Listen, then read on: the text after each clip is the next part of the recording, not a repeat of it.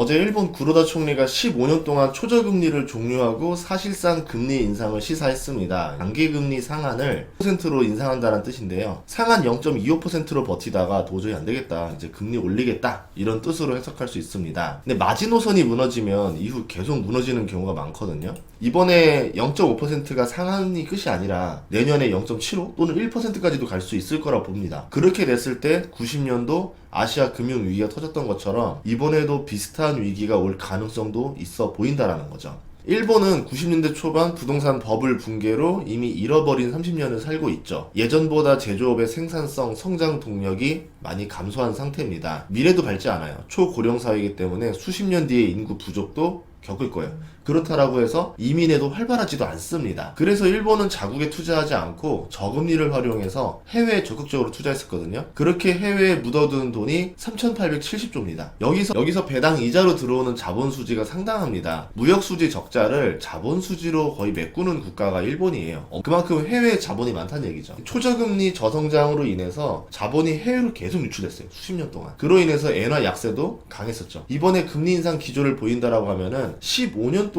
초저금리가 드디어 들어 올리는 거예요. 해외에 있던 자본들이 이제 일본으로 들어오는 변화가 생긴다는 거죠. 엔화 가치가 상승하고 일본 내로 돈이 꾸준히 유입이 될 것이다. 과거에 일본은 미국과 플라자 합의로 엄청난 엔화 절상을 했었습니다. 그로 인해서 수출 경쟁력이 약해지고 경제 성장률이 떨어지니까 금리 인하로 이를 극복하려고 했죠. 내수를 살리려고 했는데 기업들이 저금리로 생산시설 투자가 아니라 부동산 놀이를 합니다. 그 결과 자산 버블이 벌어졌었죠. 이번에는 비슷하면서도 다른 결과가 나올 수가 있다라고 봐요. 금리 인상으로 엔화가 절상되면은 해외 자본이 들어옵니다. 과거와는 좀 다르죠. 수출이 불리해지는 건 맞아요. 근데 이번에 일본 무역 수지 적자는 원자재 가격 상승도 컸었어요. 원자재 가격 하락 효과가 있기 때문에 이게 불리하다 유리하다라고 단정 짓긴 또 어려워요. 그리고 자본이 일본 내로 유입이 되면 일본 어딘가에 투자를 하고 싶어 합니다. 채권, 주식, 부동산에 돈이 들어오면서 내수시장 활성화에 영향을 줄 수 있다는 거죠. 똑같은 엔화 절상인데 상황이 다르다 보니까 결과도 다르게 나올 수 있다는 거예요. 이 결과를 일본이 예상한 거라고 하면은 세계 금융시장이 불안정하니까 자국을 보호하기 위해서 일본판 노아의 방주를 꾸리겠다라는 거죠. 이렇게 되면서 일본의 국채금리가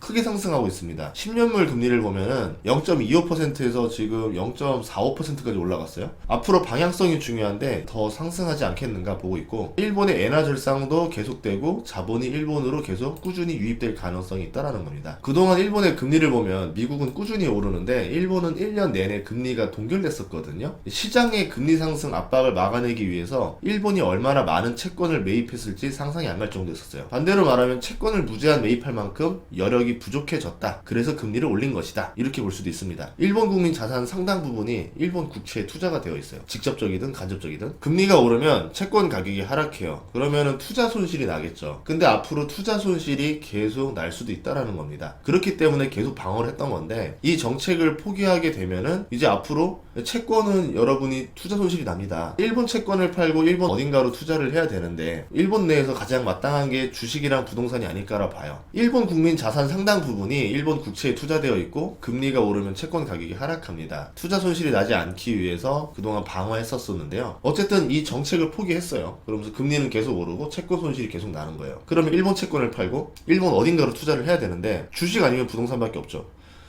그런데 주식은 글로벌 경제가 나쁘다 보니까 내수 기업으로 돈이 갈 수밖에 없는 거고, 수출 기업으로 가긴 좀 빡세겠죠. 부동산 같은 경우는 그동안 잃어버린 30년을 겪었던 만큼 다른 국가보다는 부동산이 저렴하긴 합니다.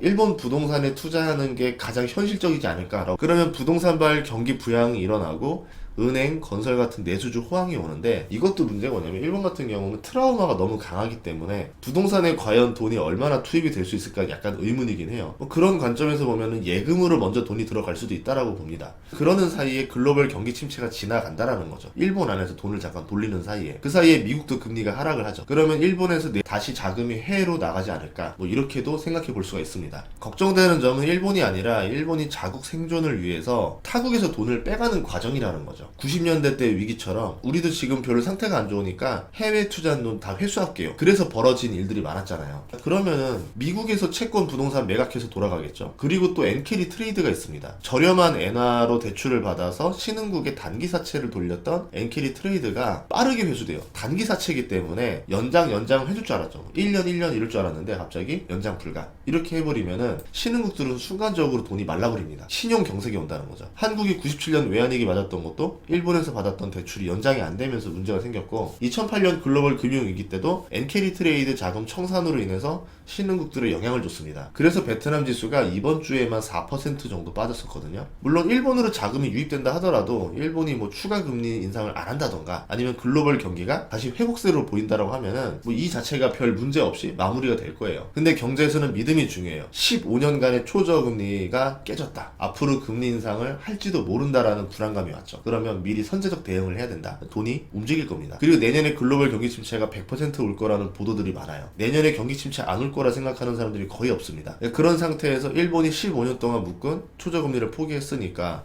그런 관점에서 일본이 앞으로 금리를 더 올리지 않겠는가? 그러면 해외의 자금들이 빠르게 빠져나가면서 일본으로 들어가지 않겠는가? 이렇게 됐을 때 시장의 변화가 어떻게 될 것이고 어디가 수혜주고 어디가 피해를 볼 것이고 그럼 내 투자에서 포트폴리오를 어떻게 변형해 둘 것인가? 이런 고민들을 한번 해볼 필요는 있다라는 겁니다. 다음 시간에도 좋은 정보로 찾아뵙겠습니다. 구독과 좋아요, 알림 설정 부탁드릴게요. 고맙습니다.